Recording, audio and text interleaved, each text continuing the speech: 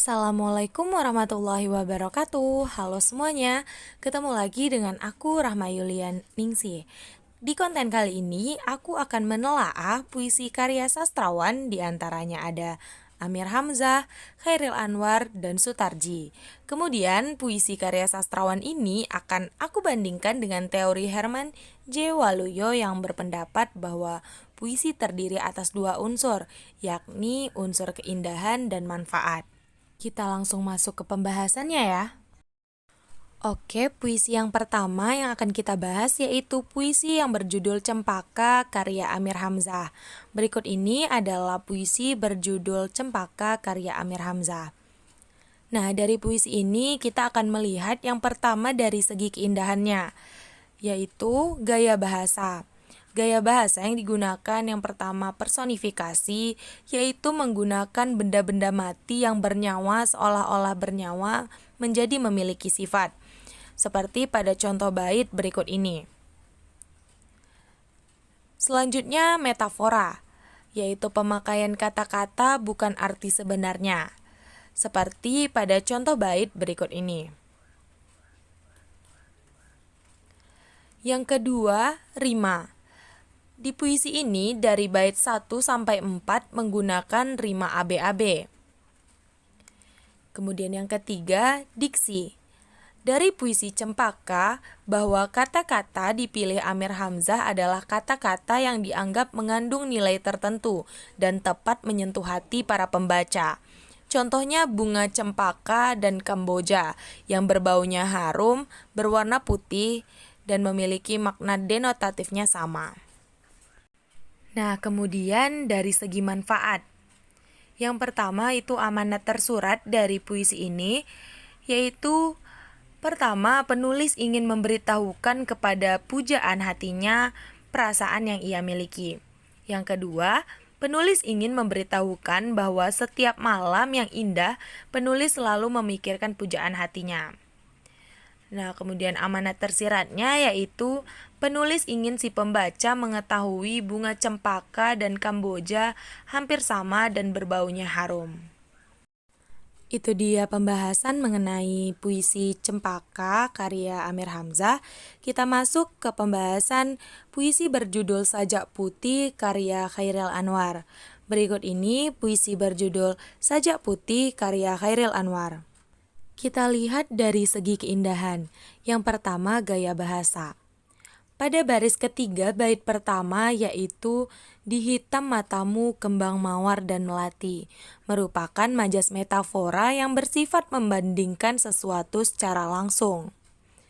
Kemudian terdapat majas repetisi pada baris ke-9 bait ketiga, yaitu terjadi pengulangan kata hidup dari hidupku, menggambarkan bahwa si aku merasa hidupnya penuh dengan kemungkinan.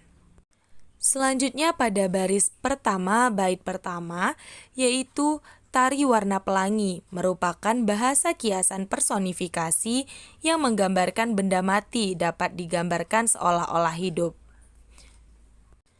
Kemudian juga dalam bait kedua baris pertama, sepi menyanyi adalah personifikasi karena mereka berdua tidak berkata-kata, suasana begitu khusyuk seperti waktu malam untuk mendoa tiba.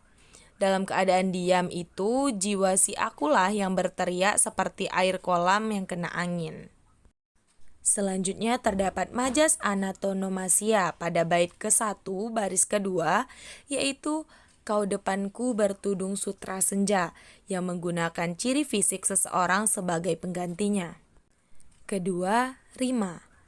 Rima dari puisi ini pada bait pertama menggunakan rima AB-AB, bait kedua AA-BB, bait ketiga AB-AB. Yang ketiga, diksi. Pada bait 1, warna pelangi adalah gambaran hati seseorang pemuda yang sedang senang.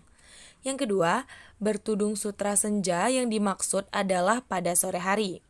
Yang ketiga, di hitam matamu kembang mawar dan melati yang dimaksud adalah bola matanya yang indah.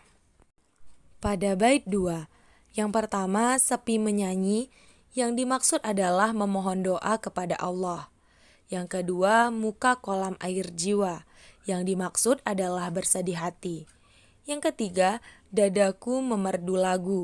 Yang dimaksud adalah berkata dalam hati. Yang keempat, menari seluruh aku, menggambarkan rasa kegembiraan. Selanjutnya dari segi manfaat. Nah, amanat tersurat dari puisi ini yaitu yang pertama, jika kita mencintai seseorang harus berani untuk menyatakan perasaan kita masing-masing. Yang kedua, menerima segala kelebihan dan kekurangan pasangan kita. Nah, untuk amanat tersiratnya tersendiri itu yang pertama adalah berusahalah untuk selalu mencintai dan ada di sisinya sampai hembusan nafas terakhir. Oke, itu dia pembahasan untuk puisi berjudul Sajak Putih. Selanjutnya yang terakhir kita akan membahas puisi berjudul Tapi karya Sutarji Kalzumbahri. Berikut ini adalah puisi berjudul Tapi karya Sutarji Kalzumbahri. Mari kita lihat dari segi keindahan.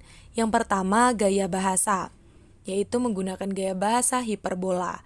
Seperti pada baris, aku bawakan mayatku padamu. Mana mungkin mayat sendiri bisa dibawa ke hadapan Tuhan. Hal tersebut tentu sangat berlebihan. Yang kedua, rima. Rima yang digunakan dari puisi ini yang pertama rima sejajar, yaitu persamaan bunyi yang berbentuk sebuah kata yang dipakai berulang-ulang pada lirik puisi yang mengandung kesejajaran. Maksud terletak pada seluruh baris pada puisi. Dapat dilihat pada pengulangan kata aku, bawakan, padamu, tapi, dan bilang. Kemudian juga menggunakan rima tak sempurna, yaitu persamaan bunyi yang terdapat pada sebagian suku kata terakhir, terletak pada baris 13-14 pada kalimat aku bawakan arwahku padamu, tapi kau bilang kalau. Ketiga, diksi. Pada puisi ini menggunakan beberapa gambaran kata seperti gambaran manusia, gambaran kesakitan, dan gambaran usaha. Selanjutnya dari segi manfaat. Amanat tersurat dari puisi ini yaitu manusia tidak boleh merasa dirinya lebih tinggi dari orang lain karena di atas kita masih ada langit. Sedangkan amanat tersiratnya yaitu setiap manusia kelak akan kembali kepadanya. Oleh karena itu, kita sebagai manusia hanya dapat meminta dan memohon kepadanya karena tiada lagi tempat untuk meminta. Kita sudah menelaah 3 puisi. Nah, kesimpulannya, dengan menelaah 3 puisi karya sastrawan tadi dapat aku simpulkan dan aku benarkan pendapat Herman J. Waluyo bahwa puisi terdiri atas 2 unsur, yakni unsur keindahan dan manfaat. Mungkin cukup sampai di sini dulu pembahasan aku kali ini. Sampai jumpa di pembahasan aku berikutnya. Terima kasih. Wassalamualaikum warahmatullahi wabarakatuh.